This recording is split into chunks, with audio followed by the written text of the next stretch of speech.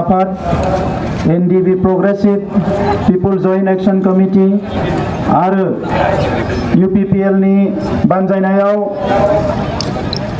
गुबुन गुबुन बर'नि आफादफोर आरो गुबुन जोंजों रायजो जाफाग्रा गुबुन माहारिफोरनि जयै बाहागो लानायाव दिनै क'क्राझार नोगोरमायाव जि मोनसे सुबुं हानजा सुरनाय हाबाफारि जालांबाय बे हाबाफारियाव बाहागो लानो हानाय एनडिबि प्रोग्रेसिवनि गाहाय नेहाथारि गबिन्द बसुमतारीजों लोगोसे बिथांनि मिरुनि दैदेनगिरि बिबानगिरि बिथांमोन पिपल joint action कमिटिनि chief convenor Rakesh बर'जों लोगोसे बिथांनि दैदेनगिरि लोगोफोर UPPL नि आफादगिरि उरखाव गोरा ब्रह्मजों लोगोसे बिथांनि दैदेनगिरि लोगोफोर बेवहाय बाहागो लाफैनो हानाय एक्स MP लोगोसे बड'लेण्ड सोमावसारनायनि मोनसे समनि दैदेनगिरि आथिखालावबो जोंखौ अराय सम थुलुंगा होनाय बाहागो लानाय मानगोनां सानसुमा खुंगुर बैसोमुतियारि बे हाबाफारियाव बाहागो लानो हानाय एबसुनि आरो गुबुन गुबुन आफादनि बारग' दैदेनगिरि बिथांमोन प्रफेसर बिथांमोन ट्राइबेल संघनि दैदेनगिरि बिथांमोन आइजो दैदेनगिरि बिथांमोन आमार माजत उपस्थित आमार সদায় আমার লগত থিয় দিয়া আমার শুভচিন্তক লগত আমার ভাল বন্ধু গোর্খা ছাত্ৰ সন্থাৰ BTC ৰিজনৰ নেতৃবৃন্দ ইয়াত উপস্থিত মাইনৰিটি নেতৃবৃন্দ বৰ্মন কছাৰীৰ সভাপতি মতিলাল বৰ্মন ডাঙৰীয়া লগতে উপস্থিত আৰচুৰ নেতৃবৃন্দ আৰু বিভিন্ন দল সংগঠনৰ সন্মানৰ নেতৃবৃন্দসকল সাংবাদিক বন্ধুসকল উপস্থিত ৰাইজ सिबिनां आइ आफा रायजो राजा नोंथांमोन बे हाबाफारिनि गेजेरजों बाहागो लानो हानाय साफ्रोमनोबो गोसो गोरबोनिफ्राय बिग्रायारि गाहाम हामलायनाय आरो बरायनायखौ आङो बावहरनाय जाबाय लोगोसे बे गेवलां फोथारनिफ्राय रोजा रोजा बर' हारिनि थाखाय मुंख्लं जालांनाय साफ्रोमबो मुंख्लंनि जिउ सोलेरा सोरगोआव आलो गोजोनै थानो मोनथों बिनि थाखाय आङो इसोरनि खाथियाव आखाइ खबजबनानै खुलुमनानै आरज गाबबाय दा मानगोनां रायजोफोर जोबोद दुखुनांथाव बाथ्रा दमायसि जानो हाया मा जानो हाया जालांबाय रायजोफ्रा दा दिनै बिनिखायनो दिनैनि बे सुबुं गौमाया हरखाबै हांख्रायनायबाबो ओरैबायदि रोजा रोजा सुबुं बाहागो लाफैदों बेनो मोनसे बिदिन्थि बर' रायजो राजाफ्रा जे सान्थि गैया मोनसे असान्थि जानानै दङ दा बिनिखायनो दिनैनि सुबुं गौमाया गमामायैनो सारा आसामनि थाखायनो ट्राइबेलफोरनि थाखायनो मोनसे गोनांथार सुबुं गौमा आरो बे सुबुं गौमायाव गावबा गावनि बेसेन गोसा समखौ नागारनानै थाखा फैसा गारनानै जाय नोंथांमोना बाहागो लाफैबाय नोंथांमोन साफ्रोमनिबो मुङा फैबाय थानाय समाव बर' हारिनि उदांस्रिनि जारिमिनाव आरो आसामनि ट्राइबेलफोरनि रैखाथिनि थाखाय जुजिनाय जि जारिमिन बेवहाय सनानि हांखोजों लिरनाय थागोन दा मानगोनां रायजोफोर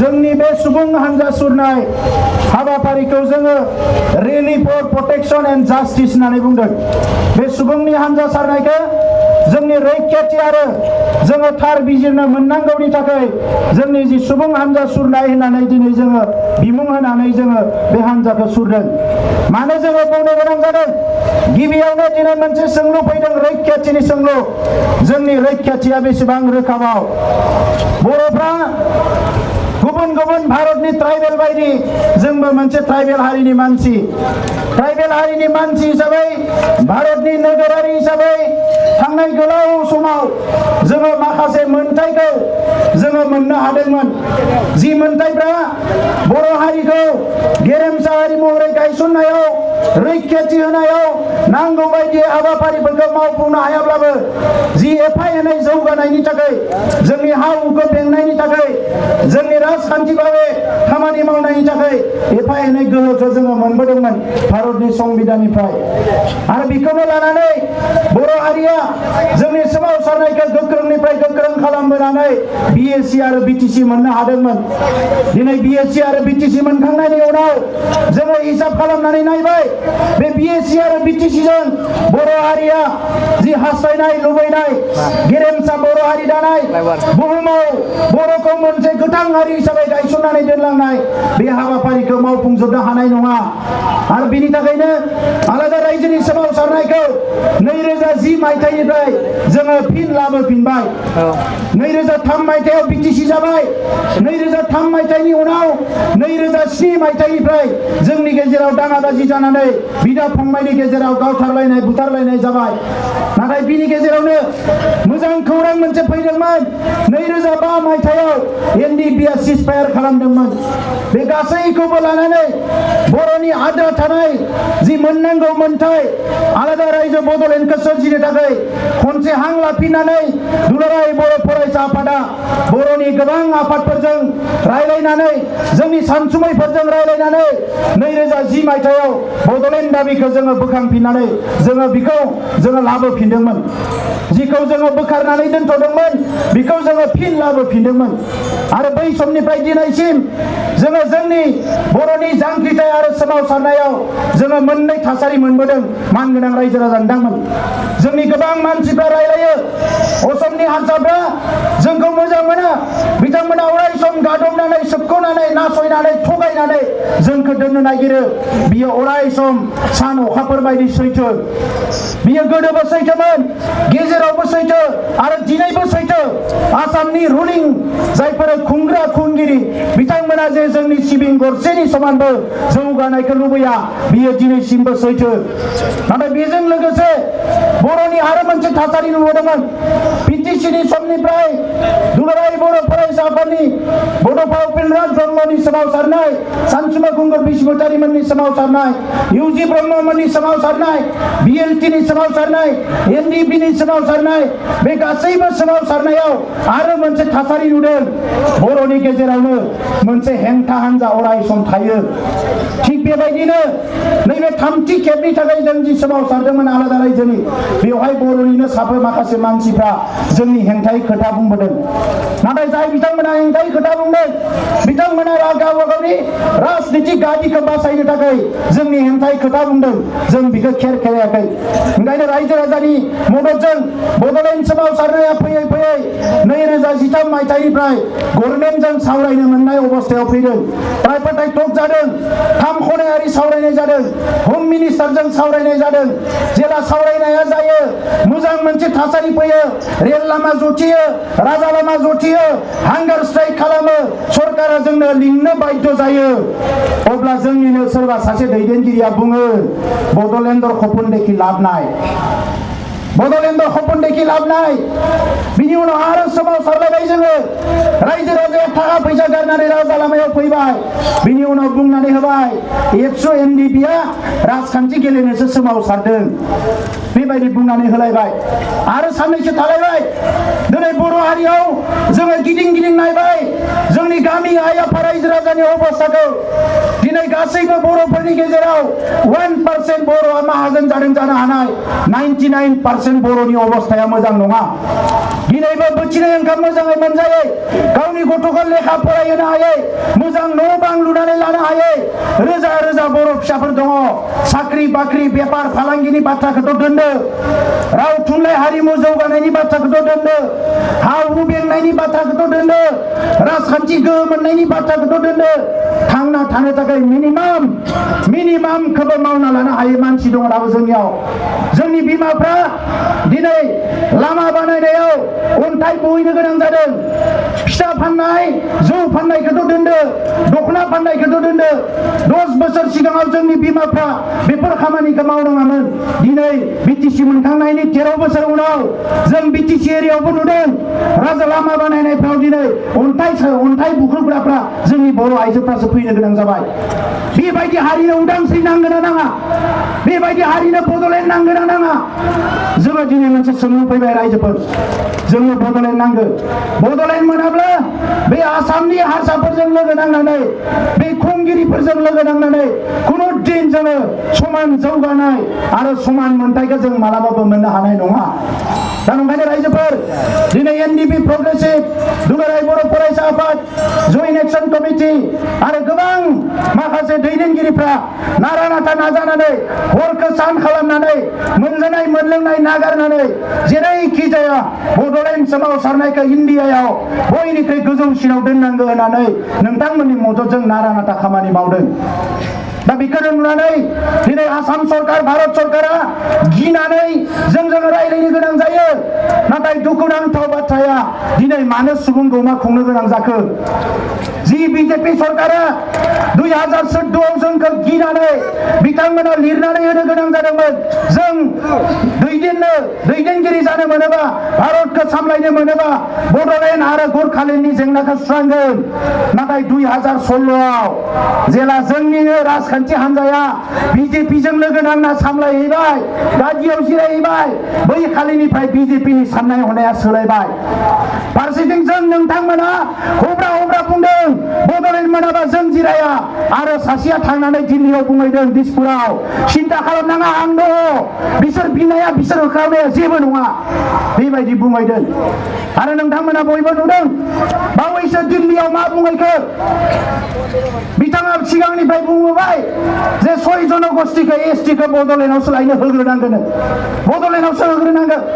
दिल्लीयाव थांनानै बुंहैबाय बड'लेण्ड मोननायनि क्राइटेरिया गैया बड'लेण्ड मोननायनि क्राइटेरिया गैया आईएएस अफिसार गैया इन्जिनियार गैया डाक्टार गैया इन्डास्ट्रि गैयानो।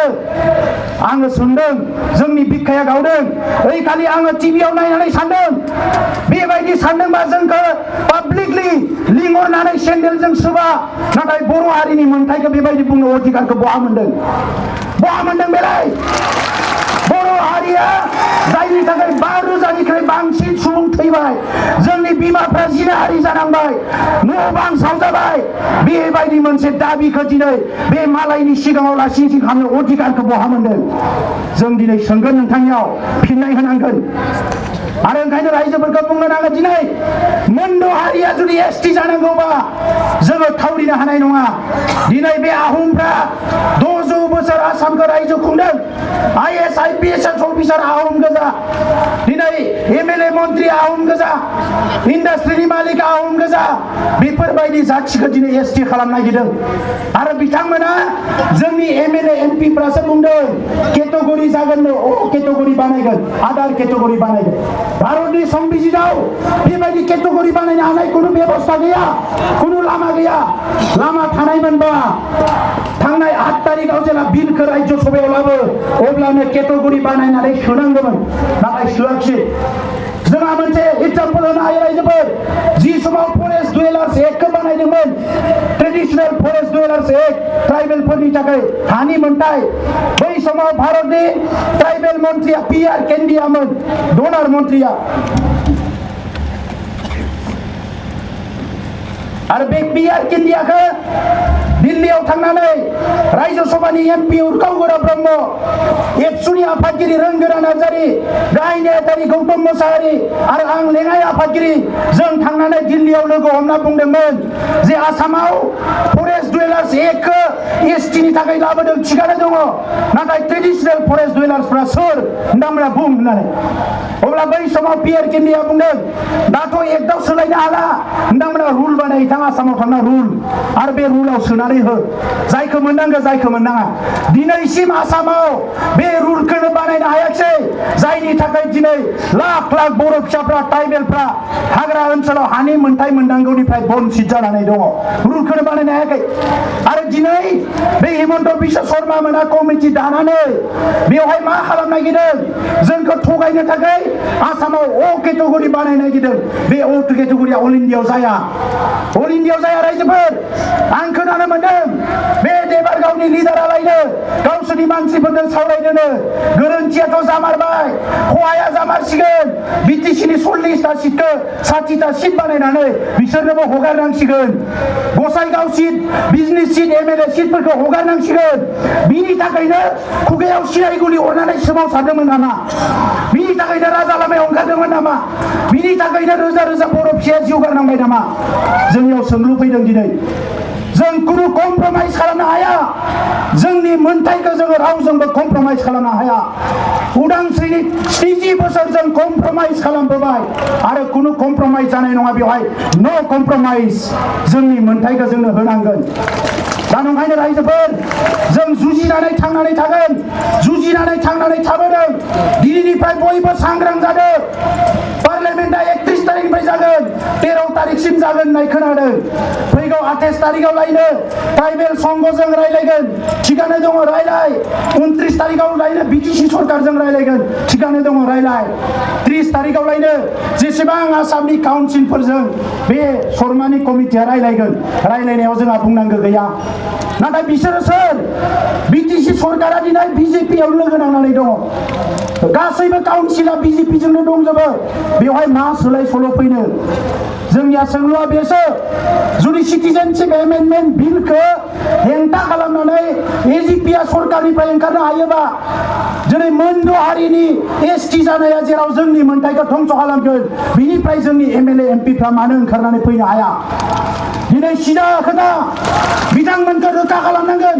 नोंथांमोना गुबुन हारिजों थानो ना जोंनि हारिजों थानो? गुबुननि मोनथायनि थाखाय खोथा बुंनो ना जोंनि हारिनि मोनथायनि थाखाय खोथा बुंनो? दिनै लामाया सिदा। ओंखायनो रायजोफोर आं खावलायखानानै दोननो नागिरदों, 31 तारिखनिफ्राय जानुवारिनि 15 तारिखसिम नोंथांमोना टिभि निउज पार्लियामेन्टआव मा डिसकासन जादों जायाखै नायबाय था।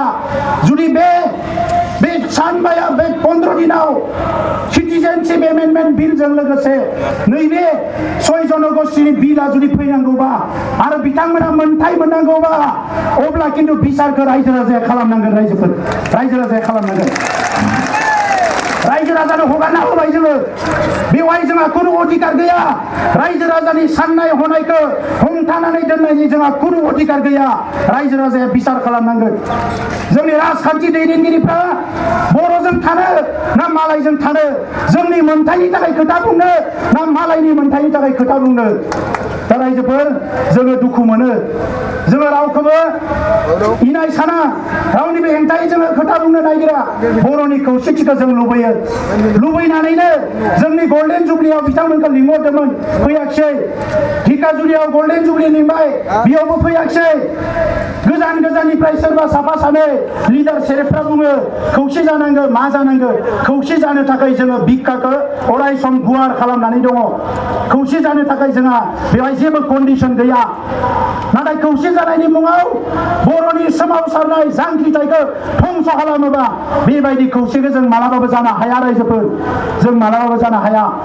जोंनि जिउआ, जोंनि रंजानाया, जोंनि गोजोनखौ खुसिया हारिनिफ्राय मालाबाबो देरसिन जानो हाया। रायजोफोर जोंनि मुंख्लंफ्रा बेखौ जोंखौ फोरोंलांदों। दा नंखायनो दिनै बयबो सांग्रां जादों। रायजोफोर आं सोरखौबा बुलायनांगौ, नांलायनांगौ, बायदिसिना दावराव दावसि खालामनांगौ बेखौ बुङाखै। गुसु मेलेमजोंसो दावहा नांनो हायो। मेलेमा गुसु जानांगोन। नाथाय दिनै आसामाव गुबुन ट्राइबेलफ्रा बेसेबां गाबथानो हागोन जोङो बेखौ नुहुरखानाय। ओंखायनो जोंनिखौ जोङो थिग खालामनानै लानांगोन। आरो अलखदनि समाव, दुखु खैफोदनि समाव जाय खौसे गसंनो हायो, जाय सोमावसारनो हायो, जाय जांख्रिखांनो हायो, बेसो मुलुगाव गोथां हारि हिसाबै थांना थानायनि मोनथायखौ मोनो, बेसो अधिकारखौ मोनो। बे खोथाखौ जाहाथे गोसोआव लाखियो। दा रायजोफोर जों लामा नायदों। भारत सरकारा बुंहरबाय थादों ट्राइपार्टाइट टक खालामगोन, टक खालामगोन। जोङो बिथांमोनखौ लामा नायबाय थादों। मानोना बड'लेण्ड मोननायनि लामाया मोनथाम। गिबिया जाबाय सोमावसारनाय, नैथिया जाबाय राजखान्थि खालामनाय आरो थामथिया जाबाय सावरायनाय। ओंखायनो मोनथाम लामाखौबो जों अपेन दोनदों। दा बे खोथाखौ नोंथांमोननो फोरमायबाय। नाथाय बे मोनद' हारिया एसटि जानायनि खोथाखौ लानानै नोंथांमोनखौबो बुंहैगोन, जोंखौबो बुंदों। सोरबा सोरबा बर'नि आफादफ्रानो जायफोर मोनजाग्रा मोनलोंग्रा सोरबा सोरबा बुंनो हमबाय माथो जोंहा जेबो खहा जायानो, जानो होबालाय मा जायो? खहा जायानो, खहा जायानो नङा, खहा जाया होनना बुं। आरो संबिधानाव बबेयाव लिरनाय दोङो जोंनो लाबोनानै फोरमायफै नैबेजों खहा जाया होननानै, अब्ला जों मानिनानै लागोन नङाबा खहा जायानो होननानै सोरबा जुदि बुजायनो थाङोबा बेखौ नोंथांमोना बिसार खालाम माबायदि खहा जाया सांग्रां जानांगोन रायजोफोर दा बेनिखायनो बेखिनि खोथाखौ बुंबाय सोमावसारनाया थांबाय थागोन जायखिजाया समावनो जोङो रेलि खालामनो हानांगोन जायखिजाया समावनो सोमावसारनो हानांगोन नैबे पार्लियामेन्ट सेसना थाङागौ माने बयबो जाहाथे एलार्ट सांग्रां जानानै थायो रायजोफोर नाथाय जोंनि ओनसोलाव सोरबाया थुनज्लायनो नाजागोन सोरबाया फाव फान्दायनो नाजागोन गाज्रि खामानि मावनो नाजागोन बेफोरखौ सामोल जा हिंसा जानो होनो हानाय नङा बुथारलायनाय थै बोहैनाय बेफोर जानो मोना नङाबा मालाया बेवहाय देरहागोन जों बे थासारिखौ जाहाथे लाबोआ